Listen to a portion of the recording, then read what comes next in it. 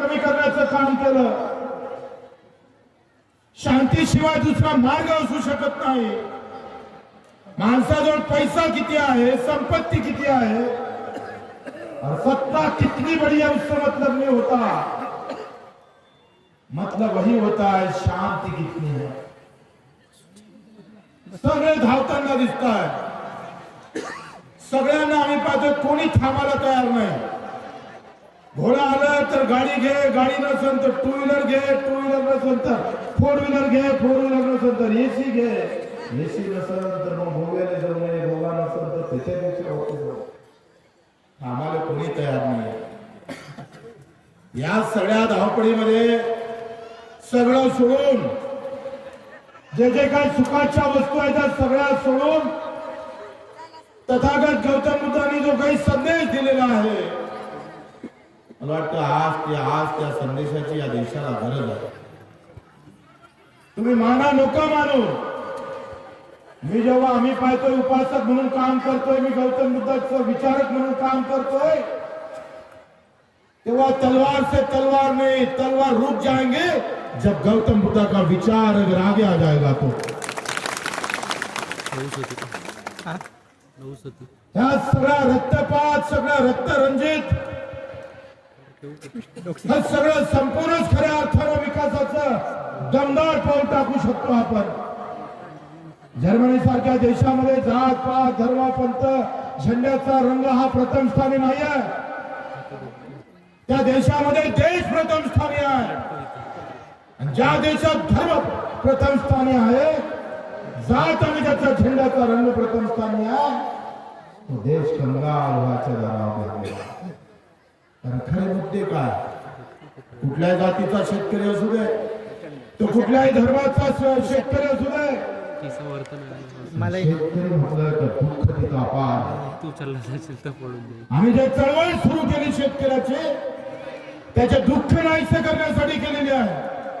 ते एका जाती धर्मासाठी नाही आहे.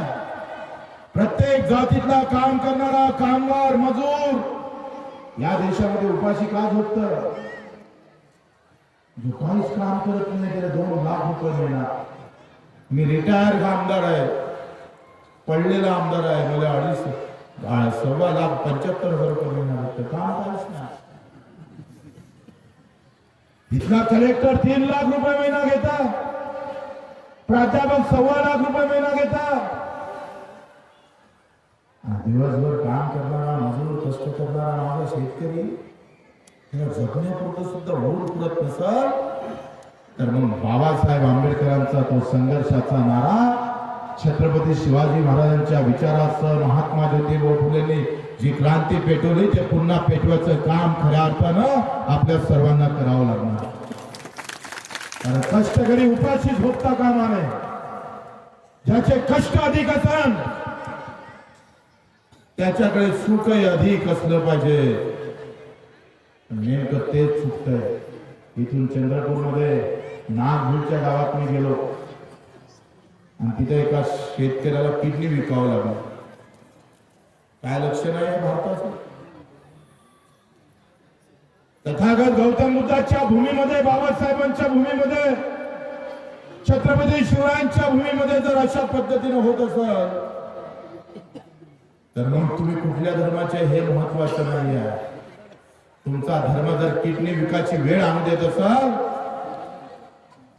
तुमची सत्ता जर आम्ही सांगतोय किडनी विकायची वेळ आणत असेल शेतकऱ्याला, तर तुमच्या सत्तेला लाथ मारण्याची ताकद मात्र इथल्या भूमीने आम्हाला दिली आहे. ते पण आम्हाला लक्षात ठेवा. अरे आम्ही पाहतोय काहीतरी 1 लाख का 1.25 लाखासाठी 70 लाख रुपये मोजावं लागलं. मी परभणीच्या एका शेतकऱ्याच्या घरी गेलो, त्यानं 3000 रुपये भाव भेटले सोयाबीन म्हणून आत्महत्या केली. ती आत्महत्या केली म्हणून बायकोला लेट झालं तर बायकोने केली. तेव्हा PM झालं तेव्हा तिच्या पोटात 7 महिन्याचा गर्भ होता, तो पण नाही. त्या भूमीमध्ये असं जर होत असं तर आम्ही झेंड्याच्या रंगात म्हणायचं का तिच्या हक्कासाठी रंग घेऊन लढाई चालवायची का त्या माय मावली शेतकरी शेतमजुरांसाठी लढायचं आहे? आम्हाला ठरवावं लागलं. चुनाव तो जात और धर्म के बात लेकर ही आगे बढ़ता है। इनका आवाज, किसान का आवाज उस सत्ताधारी तक जाता नहीं, क्योंकि झंडा हमारे हात में होता। बाबासाहेबांचं एक वाक्य फार महत्वाचं। बाबासाहेबांना सांगितलं, होय मी पहिले भारतीय आहो आणि नंतर सुद्धा भारतीय आहो, हे ठणकावून सांगणारा महापुरुषाला माझा मानाचा मुद्रा। भारताशिवाय राष्ट्राशिवाय महत्वाचं नाही, आणि म्हणून आम्ही राष्ट्र म्हणून कधी लढू शकन का? आम्ही आमचं गाव म्हणून कधी लढता येईल का? मला शेतकरी मजूर म्हणून कधी लढता येईल का? आखरी गाव आम्ही पाहतोय पुन्हा ओसाण व्हायला लागला। कोई गांव में नहीं रुकता, जिसके पास पैसा है वो शहर में चला गया, और जिसके पास थोड़ी बुद्धि आ गई वो भी शहर में चला गया। अब गांव में रहा को जिसका कोई नहीं, ज्याचं कोणी वाली नाही तो गावातला माणूस झाला। आणि म्हणून आम्ही सगळ्या तुमच्याकडून फार अपेक्षा। आमच्या भंतीजीने सांगितलं का रस्ता आणि लाईनची समस्या महत्वाची आहे। 1 साल के अंदर पुढच्या वर्षी यापर्यंत जर रस्ता झाला नाही तर आम्ही ते कार्यालय उचलून इथं आणल्याशिवाय राहणार नाही।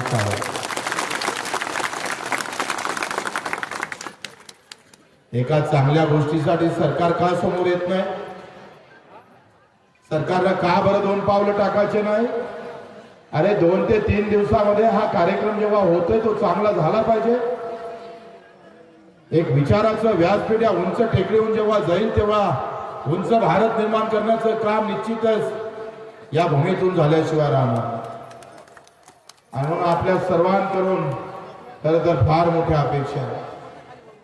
हे फार जात पात धर्म पंथ या गोष्टीकडे वळणारा माणूस नाहीये, पण राजकारणामध्ये जातीशिवाय धर्माशिवाय जमत नाही। जातीवर बोलला का लगेच माणूस नेता होतो, आणि शेतकऱ्यावर बोलला का पडतोय माणूस। तुम्ही मजुराची गोष्ट करा, पडणार। तुम्ही शेतकरी म्हणून बोला, तुम्हाला पाळणार लोक। तुम्ही झेंडा घेऊन लढणार, तुमचेच आमदार दिसणार। चारों तरफ तुम्हारा ही माहौल होगा, क्योंकि संघर्ष की बात धर्म पर जब आती है तब संघर्ष बड़ा होता है, और किसान पर आती है तो संघर्ष ही नहीं होता, काळजी होती।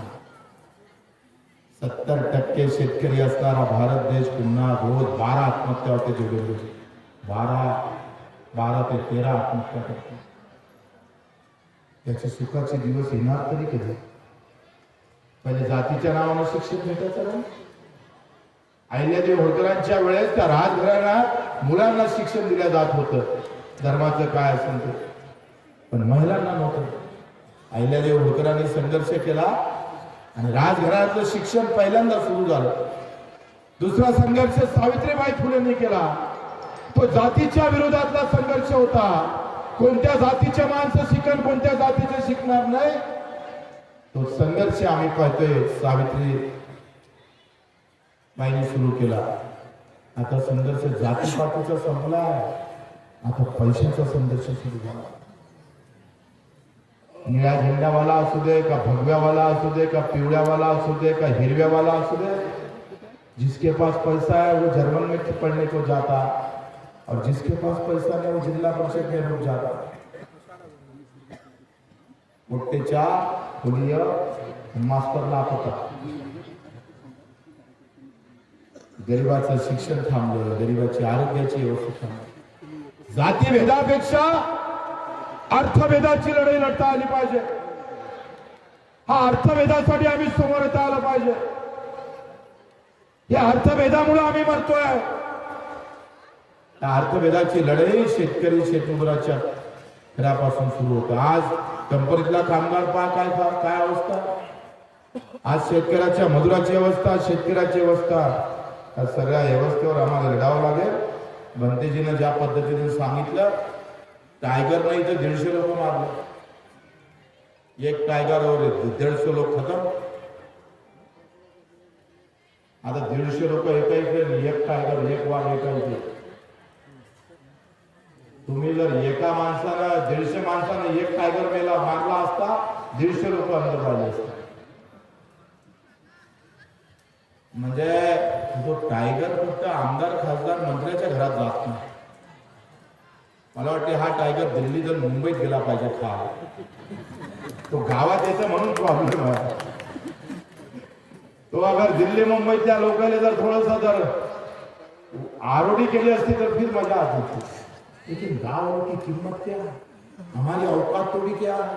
हम गाँव वाले हैं, हम तो भीख मांगने वाले लोग हैं. हमारी कोई औकात नहीं रही है. ही अवकात दाखवायची वेळ आता गावकऱ्यांची आली आहे लक्षात. आणि म्हणून भंतीजीनं सांगितलं त्या पद्धतीनं आम्ही एप्रिल महिन्यात दीक्षाभूमी ते रामटेक, रामटेक ते गोंदिया, गोंदिया ते भंडारा, भंडारा ते गडचिरोली आणि गडचिरोली ते चंद्रपूर पदयात्रा काढणार 15 दिवसाची. आणि सरळ आम्ही पाहतोय ताडोबात घुसणार आहोत.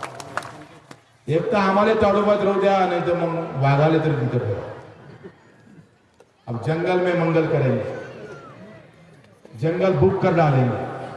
भंतेजी साहेबांना सांगितलं त्या पद्धतीने कारवाई होईल. या शेतकऱ्यासाठी, मजुरांसाठी, इथल्या सगळ्या कष्टकरी लोकांसाठी ही एक लढाई आम्ही सुरू करतोय. आपला सहभाग तिथं असू द्यावा. आज थांबायलाच पाहिजे होतं खरं तर, पण उद्या आमचे कार्यक्रम आमच्या कार्यकर्त्यांना लावले आहे. त्यांनी खर्च केलेलं असतं, ते शिवाय देतो. बिचारे गरीब आहे. पहिले 50,000चा कार्यक्रम घेतो म्हटलं तर मोठी अडचण येते. आणि मग भंतेजी म्हणत होते का थांबा, पुढच्या वर्षी मात्र नक्की मुक्कामी येईल बच्चू आणि इथंच थांबून सकाळी आम्ही जाऊ. आपण सर्वांनी अतिशय गुण्यागोविंदानं, फार आपुलकीनं, आपली कोणताही महापुरुष एका जातीपुरता विचार करून मोठा झालेला नाही.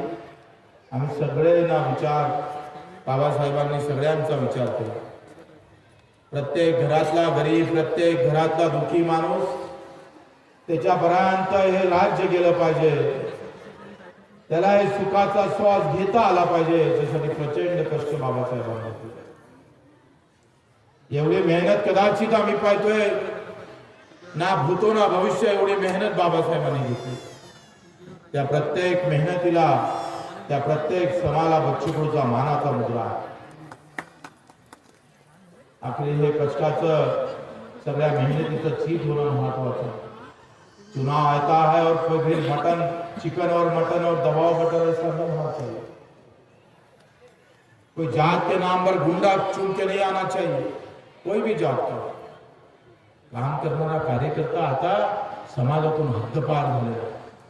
तो निवडणुकीत दिसतच नाही. पैसेवाला दिसतो आपल्या जातीचा. जिसके पास बड़ा पैसा वही चुन के आता है, जिसके पास पैसा नहीं वो रुक जाता है.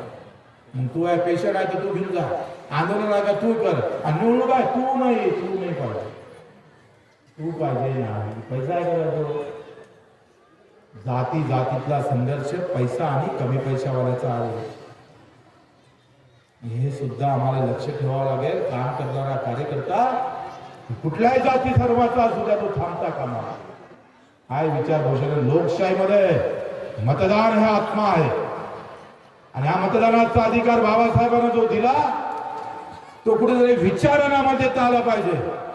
जो विचार या भारत देशाला खतम करण्याचा विचार करत असाल तर आमचा सक्का जरी असाल तर त्याला मातीत गाळण्याचं काम खऱ्या अर्थानं आलं पाहिजे. तेव्हा बाबासाहेबांना खऱ्या अर्थानं आम्ही त्यांची जयंती पूर्ण करू असं आम्ही समजतो. आणि म्हणून आपल्या सर्वांचं खरं तर आभार मानतो, सगळ्यांना धन्यवाद देतो. आणि बच्चू कडू म्हणून आम्ही आमच्या सोबत, आपल्या सोबत एक विचार म्हणून, तो एका धर्माला जाऊन संपत नाही, एका जातीला जाऊन संपत नाही. तो विचार, या विचारातून त्या विचाराचं, प्रत्येक घराचं सुख आणि सुखातूनच तो विचार समोर जातो. तथागत गौतम बुद्धांनी जे सांगितलं, आपली शांती आणि दुःख नष्ट करण्याचं काम आम्हाला भविष्यात करावं लागेल. तुम्ही दुःखी राहता कामा नये.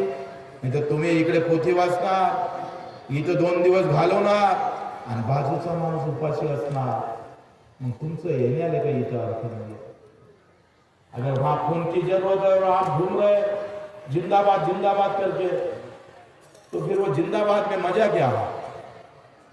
अगर खून की जरूरत है, खून देना पड़ेगा, जिंदाबाद को थोड़ा रोकना पड़ेगा. हा विचारानं आम्हाला समोर जावं लागेल. मी बाबासाहेबांच्या वंशाचा नाही होऊ शकलो, पण मी त्याच्या विचाराचा पाईक आहे, कार्यकर्ता याचा मला गर्व आहे. छत्रपती शिवाजी महाराजांनी ज्या पद्धतीने स्वराज्य चालवलं, ती तलवार लेखणीच्या तलवारीतलं काम लेखणीत रूपांतरित करण्याचं काम पूज्य बाबासाहेबांनी केले, महात्मा ज्योतिबा फुले. जब तलवार का जमाना था तब छत्रपति थे, अब जब तलवार रुक गई तब कलम आ गई और वो बाबा साहेब ने चलाई. हे अतिशय महत्वाचं पाऊल तुम्ही आम्ही सगळे मिळून आपल्यामध्ये वाद करण्याचा, आपापल्यामध्ये कुठेतरी भेद करण्याचं काम करून काही पाखंडी लोक आम्ही पाहतोय, याच्यावर कुठेतरी वेगळ्या प्रकारचा दिशा देण्याचं काम करतात. त्या पाखंड्याला ओळखावं लागलं. ते ओळखता नाही आलं तर मेले म्हणून समजा. तुम्ही जर ओळखलं नाही तर मन मात्र अडचण आल्याशिवाय राहणार नाही. आणि म्हणून बनते जे आपलं नतमस्तक होतो, एवढ्या सर्व लोकांचं दर्शन झालं. खरं तर मी माझं भाग्य समजतो, माझ्या आयुष्यामध्ये मला इथं आलं. अतिशय चांगला कार्यक्रम भविष्यात चांगला होईल. मी जरी विधानसभेत जरी नसलो तो ग्रामसभा हमारे हाथ में, और ये ग्रामसभा है, वो विधानसभा को भी रुका सकती है, झुका सकती है. लोकसभा बड़ी ना राज्यसभा सबसे बड़ी ग्रामसभा. तर हे ग्रामसभेत मध्ये आम्ही तुम्ही तुमच्या सोबत राहू. काही असलं तर हा बच्चू कडू म्हणून आपला एक सैनिक म्हणून आपल्या सोबत राहू. आपल्या सर्वांचा आभार. जोगेंद्र दिसय आभार. ते चलता येत नव्हतं तरी मला तर वाटलं तुम्ही येऊ शकत नाही वरती, पण तुम्ही आले. संघर्षातलं व्यक्तिमत्व आहे, त्यांचे आभार मानतो आणि इथे 2 शब्द संपवतो. जय हिंद, जय भारत.